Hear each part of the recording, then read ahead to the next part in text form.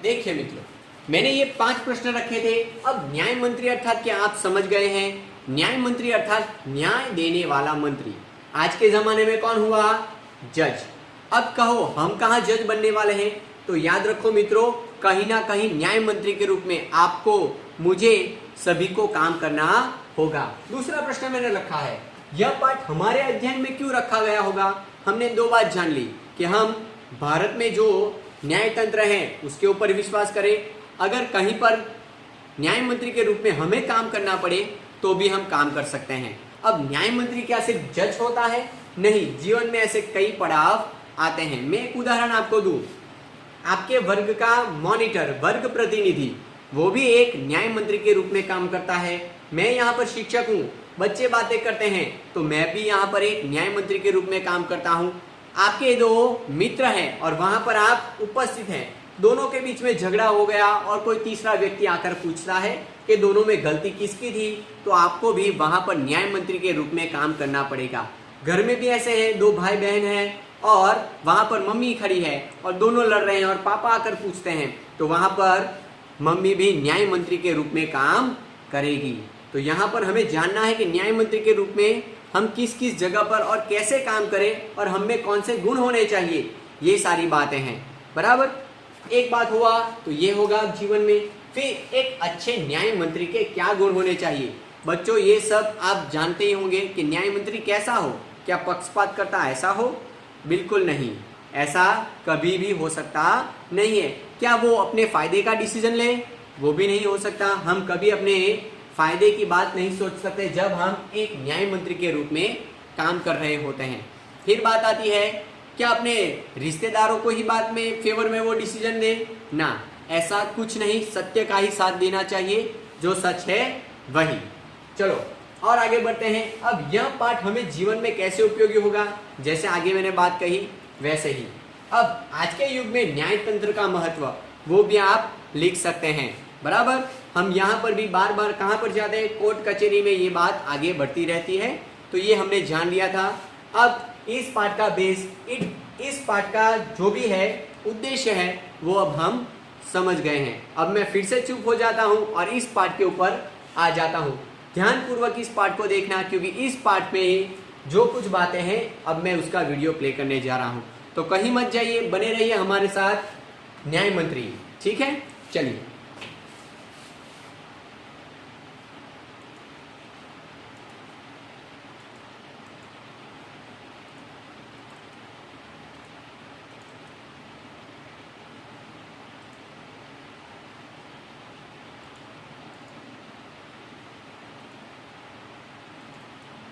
न्याय मंत्री।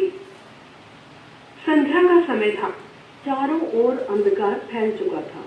ऐसे में किसी ने बाहर से घर का दरवाजा खटखटाया। कौन है? शिशुपाल ने दरवाजा खोलते हुए पूछा। एक परदेशी। बाहर से आवाज आई, क्या मुझे रात काटने के लिए स्थान मिल जाएगा?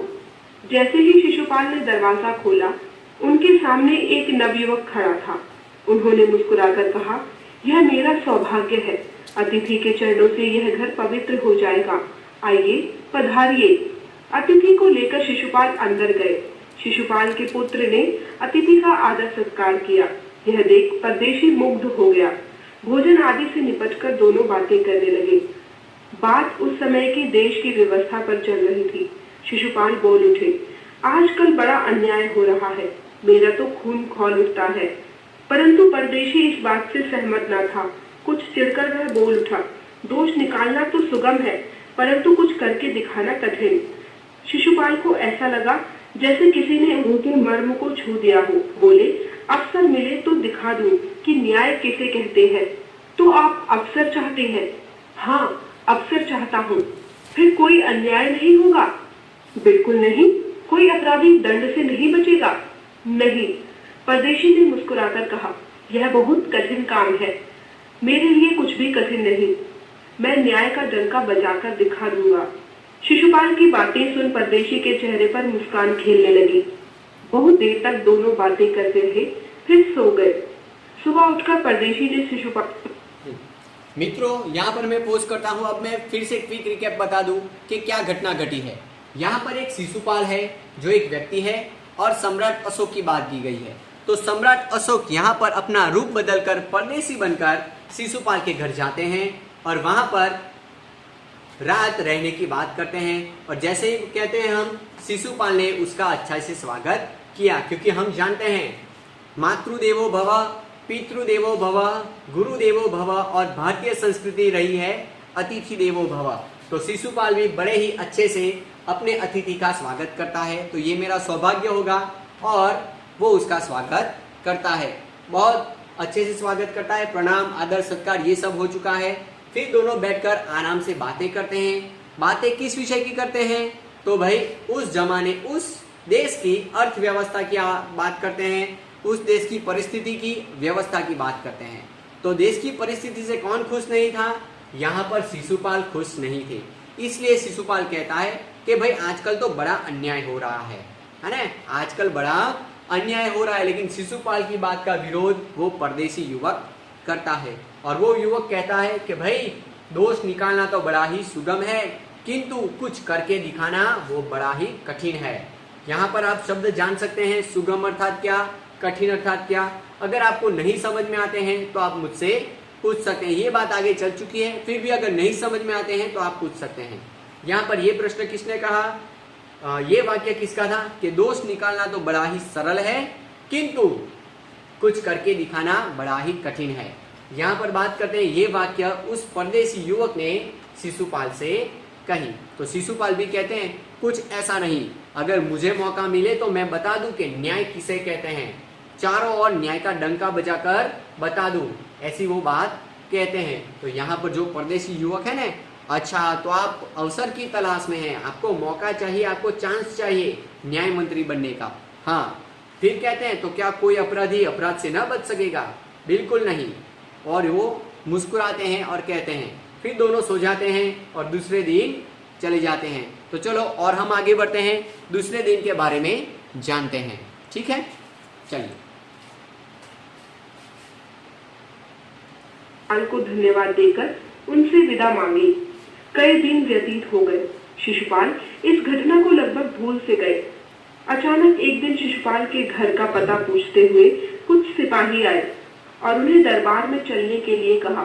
शिशुपाल सहम गए। उनकी समझ में नहीं आया कि सम्राट ने उन्हें क्यों बुला भेजा है। उन्होंने तो ऐसा कुछ नहीं किया। फिर सोचने लगे, कहीं उस परदेशी ने तो सम्राट से कुछ झूठी सच्ची शिकायत नहीं कर दी। इसी असमंजस में पड़े वे सिपाहियों के साथ चल पड़े। दरबार में पहुंचकर शिशुपाल का दिल धड़कने लगा तथा माथे पर पसीना चमकने लगा। क्या बात हो सकती है? शिशुपाल को कुछ भी समझ नहीं आ रहा था। तभी सम्राट अशोक दरबार में पधारे। उन्होंने मुस्कुराकर शिशुपाल को देखा। शिशुपाल जी, आपने मुझे पहचान ही लिया होगा, उस दिन का परदेशी जिसको आपने अपने घर में शरण दी थी। अब यहाँ पर कहानी में थोड़ा मोड़ आता है कि भाई दूसरे दिन वो परदेसी अपने वापस घर चले जाते हैं और कुछ दिनों के बाद राज्य के सिपाही आते हैं और शिशुपाल को दरबार में ले जाने के लिए आते हैं। तो वो शिशुपाल तो घबरा जाता है, सहम जाता है कि क्या होगा। फिर वो सोचते सोचते वहां पर चले ही जाते हैं। वहां जाता है और शिशुपाल देखता है कि जो परदेसी आया था ना, तो वो परदेसी और कोई नहीं, स्वयं सम्राट अशोक थे। प्रश्न भी पूछ सकता हूं मैं कि भाई जो परदेसी था वो व्यक्ति कौन था? तो वो परदेसी स्वयं सम्राट अशोक थे। तो चलो, तो परदेसी ही अपना वेश बदलकर शिशुपाल के घर गए थे। अब यहां से क्या होने वाला है आगे देखते हैं। ठीक है, मैं ही था, याद है आपने कहा था कि यदि मुझे अवसर दिया जाए तो मैं न्याय का डंका बजा दूंगा। तो मैं आपको अवसर देना चाहता हूँ, आप तैयार हैं? शिशुपाल उस घड़ी को कोसने लगे। जाने मुंह से क्या निकल गया, किंतु अब महाराज को मना भी नहीं कर सकते थे। अपनी घबराहट को छिपाकर संयत हो गए और फिर सिर उठाकर बड़ी शांति से कहा, सम्राट की आज्ञा से राखों पर मैं तैयार हूँ। बहुत ठीक, कल से मैं आपको न्याय मंत्री घोषित करता हूँ। अपनी हाँ, अब दोनों में फिर से बात होती है और कहते हैं कि आप कहते थे, मैं जब आपके घर आया था तब आपने कहा था कि भाई मैं अवसर चाहता हूँ न्याय मंत्री बनने का, तो मैं आपको अवसर देता हूँ। तो यहाँ पर शिशुपाल की ये बात आती है, वो कहकर मुकर जाते नहीं हैं और अपनी बात को स्वीकार करते हैं और राजा भी उनको न्याय का एक मौका देते हैं। अब न्याय मंत्री के रूप में कौन आ जाएगा? शिशुपाल। शिशुपाल का कार्य कैसा है, क्या है, आगे देखना है, देखते हैं।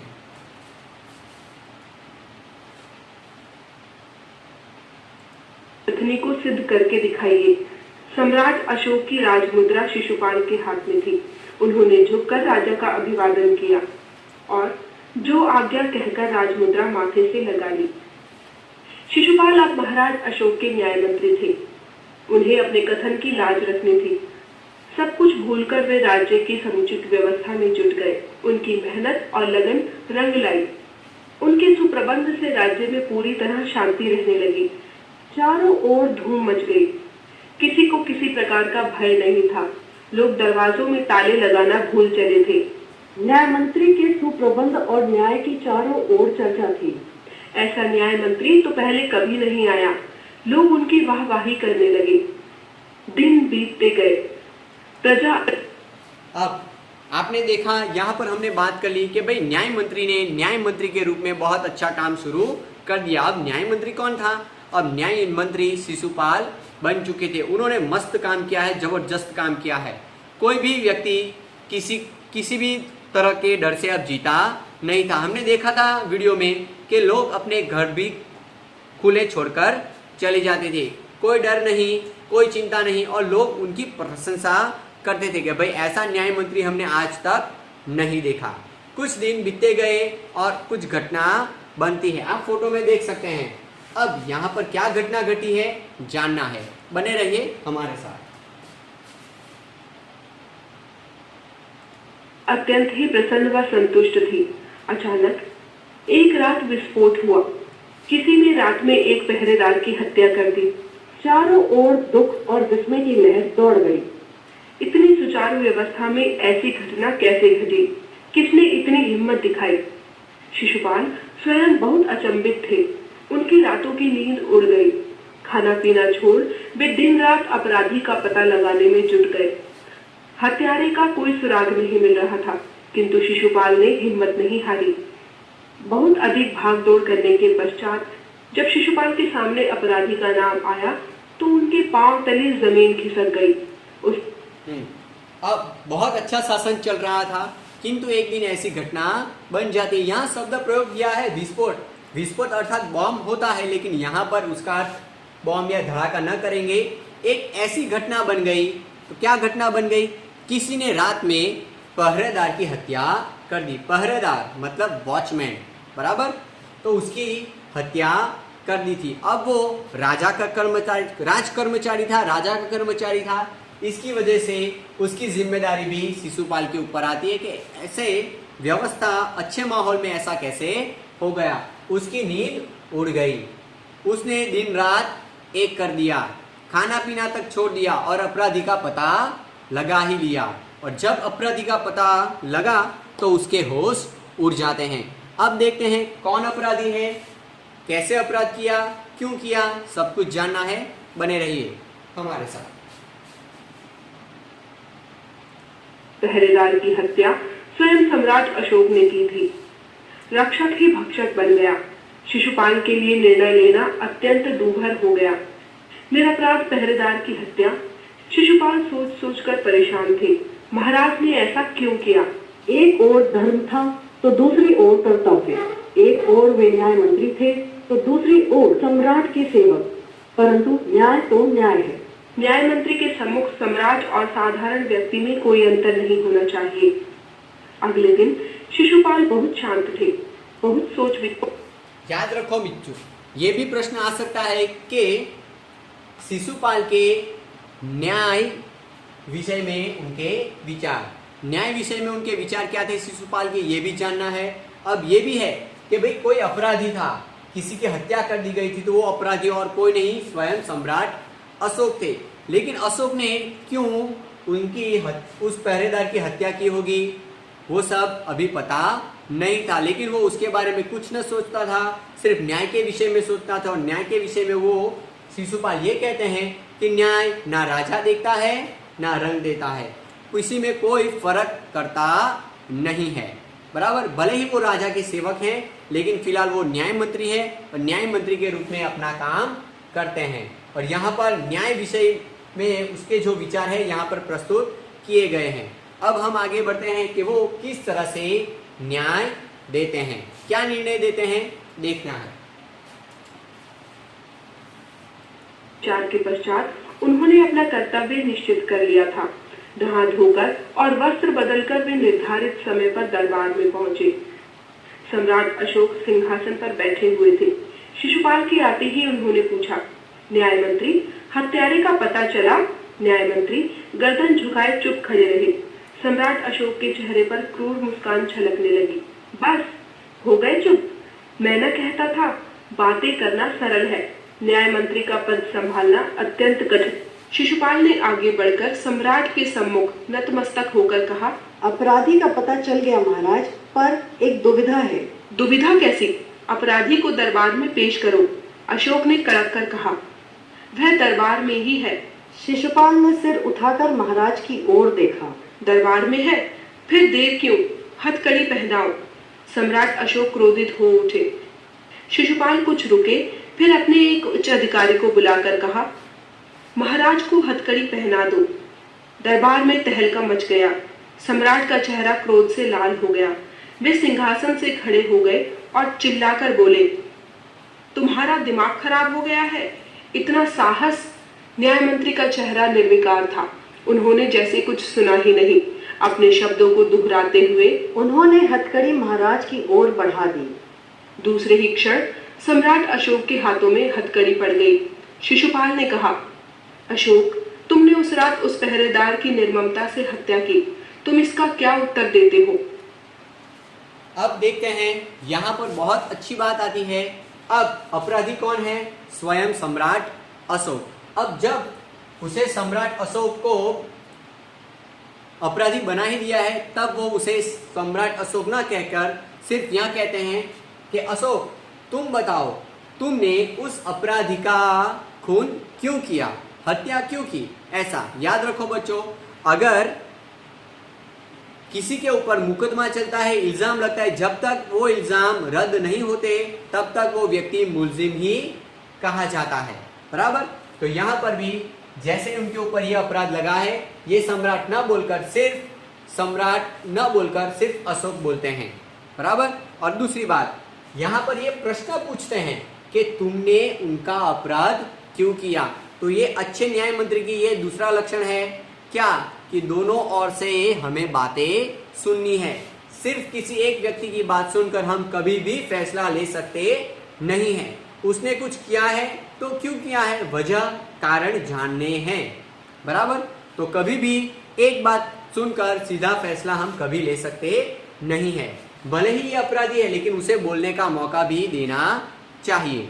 बराबर, तो ये भी बहुत अच्छा गुण है और जो न्याय मंत्री के रूप में सभी को अपनाना चाहिए। पूछना है भाई ऐसा क्यों किया, फिर जो सही है वो डिसीजन लेना ही लेना है। अब देखते हैं आगे क्या होता है, सुनिए। सम्राट होंठ काट कर रह गए। न्याय मंत्री ने फिर पूछा, तो तुम अपना अपराध स्वीकार करते हो? हाँ, मैंने उसे मारा अवश्य है, किंतु वह बहुत बदतमीज और उद्दंड था। सम्राट ने उत्तर दिया। वह एक राजकर्मचारी था, उद्दंड था, बदतमीज था, किंतु तुम उसे जान से कैसे मार सकते हो? तुम अपराधी हो, तुम्हें मृत्यु दंड दिया जाता है। न्याय मंत्री ने निर्णय दिया। दरबार में निशब्दता छा गई। सभासदों के मुंह आश्चर्य से खुले रह गए। कोई कल्पना भी नहीं कर सकता था कि सम्राट को अपराधी घोषित करके दंडित भी किया जा सकता है। सम्राट ने सिर उठाकर शिशुपाल की ओर देखना चाहा, किंतु उसके अदम्य साहस, निर्भीकता और कर्तव्य निष्ठा के सम्मुख वे नतमस्तक हो गए। शिशुपाल से नजरें नहीं मिला सके। सम्राट स्वयं शिशुपाल की परीक्षा लेना चाहते थे और शिशुपाल इस कठिन परीक्षा में सफल हुए थे। जो न्याय के सम्मुख किसी से नहीं डरता, वह मनुष्य नहीं, हीरा था। सम्राट का हृदय प्रसन्नता से झूम उठा। तभी न्याय मंत्री का संकेत पाकर एक कर्मचारी सम्राट अशोक की सोने की मूर्ति लेकर उपस्थित हो गया। न्याय मंत्री ने खड़े होकर निर्णय सुनाया। सम्राट अशोक ने हत्या का अपराध किया है, उन्हें सजा अवश्य मिलनी चाहिए, किंतु इन्हें सजा देने का अधिकार केवल ईश्वर को है। मैं इन्हें चेतावनी देकर छोड़ता हूँ और इस सोने की मूर्ति को राजा के स्थान पर फांसी पर लटकाने की आज्ञा देता हूँ, जिससे लोगों को शिक्षा मिले। कितना अद्भुत न्याय था। तो परीक्षा में मैं ये भी प्रश्न पूछ सकता हूँ कि न्याय शिशुपाल का अनोखा न्याय, बराबर। अब यहाँ पर ऐसा क्यों हुआ? शिशुपाल ने क्या न्याय सुनाया? तो शिशुपाल ने सुनाया कि भाई भले ही अपराध सम्राट अशोक ने किया है, लेकिन सम्राट अशोक हमारे राजा है और शास्त्र में राजा को ईश्वर का स्वरूप माना गया है, इसलिए राजा को सजा देने का हक केवल ईश्वर को है। और राजा ने अगर अपराध किया है तो उसकी जगह हम राजा के सोने की मूर्ति को फांसी की सजा देंगे, यानी लोगों को पता चले कि ऐसा कभी ना करें। और दूसरा, लोगों को उनको चेतावनी देकर कि अगर ऐसा कोई व्यक्ति है तो आप उसे बर्खास्त करें, किंतु उनकी हत्या न करें। ऐसा एक अच्छा सा संदेश लोगों को पहुंचे, इसके लिए शिशुपाल ने एक अनोखा अद्भुत न्याय किया है। और याद रखो बच्चों, सोने की मूर्ति आए दिन हम देखते हैं कि भाई किसी ने राहुल गांधी का पुतला मारा, किसी ने मोदी जी के पुतले के ऊपर चप्पल मारे। मतलब क्यों ऐसा करते हैं? क्योंकि वो उनको लगता है। हम कार्टून भी देखते हैं बड़े बड़े, और कार्टून देखते हैं जिसमें तन इतना छोटा आता है लेकिन मुंह बहुत बड़ा बड़ा दिखाते हैं। क्यों? मतलब वो लोग सिर्फ बातें करते हैं, वास्तव में ऐसा नहीं है। तो यहाँ पर भी उसकी सोने की मूर्ति को उसको लगा अरे मेरे फोटो के ऊपर तुम चप्पल मार रहे हो, ऐसा तो उनको लगता है, बराबर। उनको मन को चोट पहुंचती है। तो यहाँ पर राजा की सोने की मूर्ति को फांसी पर लटकाने का हुक्म किसे दिया? शिशुपाल ने दे दिया। अब आगे बढ़ते हैं, क्या होता है देखते हैं। सब लोग न्याय मंत्री की जय जयकार कर उठे। सम्राट अशोक ने शिशुपाल की भूरी भूरी प्रशंसा की। सभा समाप्त होने के पश्चात शिशुपाल ने राजमुद्रा अशोक के चरणों में रख दी और कहा, महाराज इसे वापस ले लें, मुझसे अब यह भार और नहीं उठाया जाएगा। सम्राट ने सम्मान भरी दृष्टि से उन्हें देखा तथा गदगद कंठ से कहा, आपने मेरी आंखें खोल दी है। आपके अदम्य साहस को देख मैं आपका और भी प्रशंसक बन गया हूँ। आपके अतिरिक्त यह भार कोई उठा भी नहीं पाएगा। शिशुपाल निरुत्तर हो गए, उनसे कुछ कहते ना बना। चलो, तो हमने ये पाठ बहुत अच्छे से जान लिया है और यही पाठ में था, आपने समझ लिया है कि शिशुपाल ने अनोखा न्याय दिया है, बराबर। यहाँ पर आखिर में वो जाते हैं शिशुपाल सम्राट अशोक के पास राज दरबार खत्म होने के बाद कि भाई आप ये कार्यभार मुझसे ले लीजिए, ये जिम्मेदारी मुझसे अब नहीं सही चाहती, ले लीजिए। लेकिन सम्राट अशोक ऐसा करते नहीं थे। सम्राट अशोक भी अच्छे थे और वो कहते थे कि तुमसे अच्छा मुझे न्याय मंत्री के रूप में दूसरा व्यक्ति मिलेगा नहीं। तो यहाँ पर सम्राट अशोक भी खुश हो गए और अंत में ऐसे सम्राट को पाकर शिशुपाल भी खुश हो जाते हैं। तो याद रखो बच्चों, हमें जीवन में ऐसा ही काम करना है, जहाँ पर भी रहे न्याय के रूप में अच्छे से अच्छा काम हम कर सकते हैं। ठीक है, बहुत सारे प्रश्न इस पाठ के बन सकते हैं और आपको देने हैं। चलो उसके उत्तर देने हैं। मैं प्रश्न यहाँ पर अपने आप बना दूँ, बराबर। तो 10 प्रश्न हैं, अपने आप लिखना, दूसरे भी बन सकते हैं। ओके, एक प्रश्न बनाऊं कि भाई सम्राट अशोक ने पहरेदार की हत्या क्यों की? एक। दूसरा प्रश्न बन सकता है कि परदेसी और शिशुपाल के बीच हुए वार्तालाप को अपने शब्द में लिखिए। 2। तीसरा प्रश्न बनता है न्याय के विषय में शिशुपाल के विचार। 3 हुआ। चौथा प्रश्न बन सकता है कि शिशुपाल के न्याय मंत्री बनते ही राज्य में वातावरण कैसे बदल गया, ये हुआ। 5वां प्रश्न बनाते हैं हम, शिशुपाल का अनोखा न्याय, वो भी हो सकता है। न्याय देते अथवा तो शिशुपाल ने न्याय देते हुए क्या कहा, ये भी आ सकता है। ये समानार्थी क्वेश्चन आंसर्स है। या फिर ऐसा है जो पुस्तक में है कि शिशुपाल ने सम्राट अशोक की रक्षा किस प्रकार की। ये 5 प्रश्न ऐसे हैं। एक एक वाक्य भी बहुत सारे प्रश्न बन सकते हैं, आपको वो स्वयं बनाने हैं। और भी अगर कुछ प्रश्न हो तो आपके पास मेरा व्यक्तिगत नंबर है, और दूसरे कोई व्यक्ति देख रहे हैं तो कमेंट कर देना, पूछ लेना। उसका उत्तर जब हम देखूंगा मैं, तब मैं उत्तर दूंगा। तो घर पर रहे, सुरक्षित रहे और पढ़ते रहे, अच्छे से अच्छा काम करते रहे। ठीक है, धन्यवाद। मिलते हैं। भारत माता की